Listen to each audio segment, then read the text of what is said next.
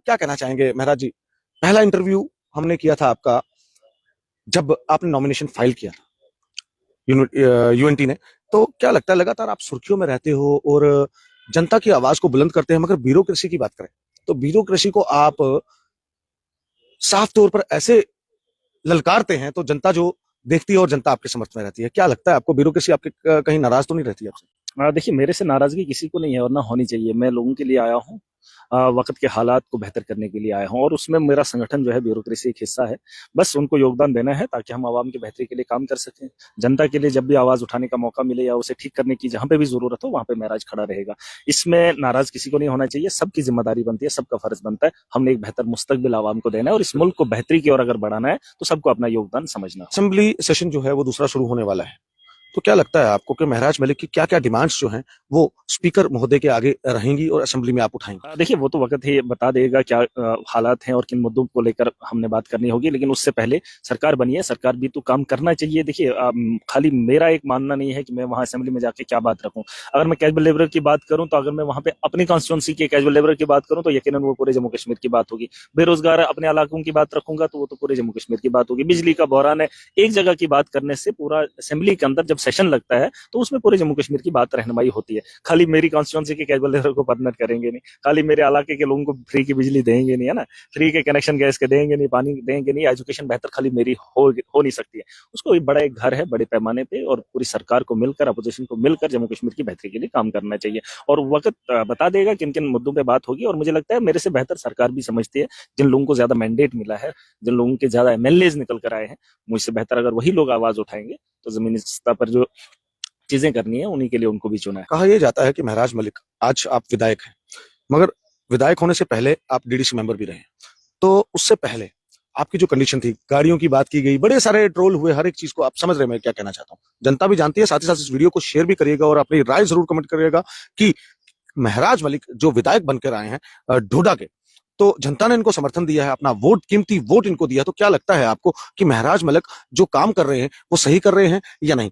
क्योंकि कुछ कॉन्ट्रैक्टर जो हैं वो आपसे नाराज भी नजर आ रहे हैं। तो क्या लगता है, गाड़ियां आपके पास हैं, कहीं ना कहीं कुछ ना कुछ अगर आप पॉजिटिविटी कर रहे हैं तो नेगेटिविटी भी कहीं ना कहीं आपकी कोई ट्रोल करता हुआ नजर आ रहा है, उसके ऊपर क्या कहना है? एक मानना, मेरा एक ईमान है, जब आपकी नीयत सही होगी तो दुनिया की हर चीज आपकी जरूरत के हिसाब से आपको मिल जाएगी। ठीक है, इस वक्त मेरे पास गाड़ियां बहुत हैं, जिन जो गाड़ियां मैं खरीद नहीं सकता था। कितनी? सुन लीजिए ना, नहीं मेरी नहीं है, सुन लीजिए, सुन, मेरी नहीं है, मेरे पास है मतलब मेरी है। हम इस जगह पे बैठे हैं मतलब अपनी है, अपनी है, बिल्कुल। है ना।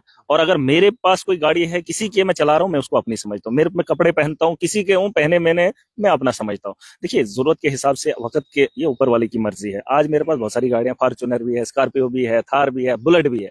देखिए, वक्त की चीज जो है ना, ये ऐसा नहीं है कि मैं खरीदा हूँ, देने वाले बहुत हैं। जिन लोगों ने मुझे वोट दिए, जिन लोगों ने मुझे पैसा दिया, जिन लोगों ने मुझे गाड़ियां रैली के लिए दी, सारा काम तो हमने नहीं किया।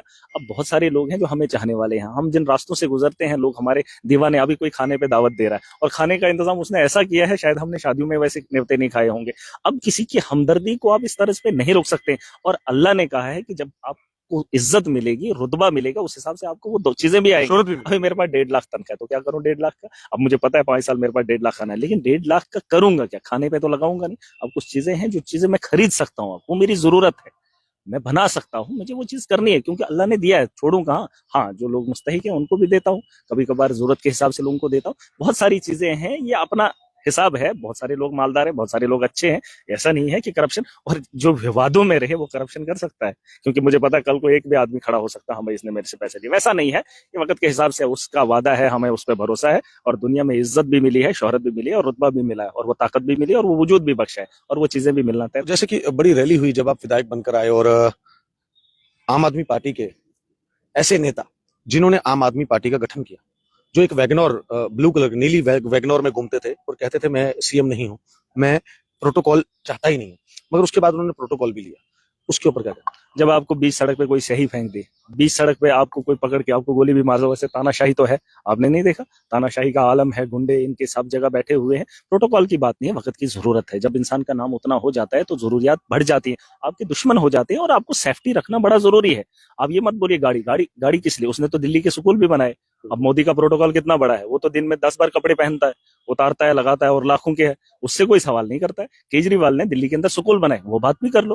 केजरीवाल ने 3 बार सीएम बना, उसने तो काम की राजनीति की, काम की निस्बत पे उसने चुनाव लड़ा और जीता भी। गाड़ी बंगला ये बात की बात है, लेकिन फिलहाल जो वादे उन्होंने किए वो तो पूरे भी किए। जेल में भी रहे, आधे से ज्यादा। करते हैं यहाँ पे कुछ लोग तलवे चाट कर देश को या यहाँ पे लोगों को राहत देना चाहते हैं, ऐसा नहीं है। अपने हक है, हम छीन के लेना भी जानते हैं। और मोदी जी को एक बात बताना चाहूंगा कि उन्होंने वादा किया है जम्मू कश्मीर की आवाम से कि यहाँ स्टेट का दर्जा देंगे, अमित शाह ने भी बोला है। मैं उन लोगों को बता देना चाहता हूँ, लंगड़ी सरकार है, 240 का आंकड़ा है, नीतीश कुमार पलटू राम आपके साथ खड़ा है। आप लोगों का वादा यहाँ जम्मू कश्मीर के लोगों के साथ किया हुआ वादा वो पूरा कर लो। कहीं आप हमको लूटते हुए, हमको दबाने के चक्कर में आपकी नैया भी कहीं टपक ना जाए। बड़ी बात नहीं है, दो लोग कहीं खिसक जाएंगे, कांग्रेस के साथ मिलकर हिंदुस्तान का प्रधानमंत्री ही बदल जाएगा तो आपकी बात रह जाएगी। मोदी जी को बता दो, वादा किया है, हम लोग चुनाव जीत कर आए हैं, सरकार बनी है, तो यहाँ पर जो ये सिस्टम ठीक करके दे दो। स्टेट का दर्जा कहा था, यहाँ पे राज्य का दर्जा देना वो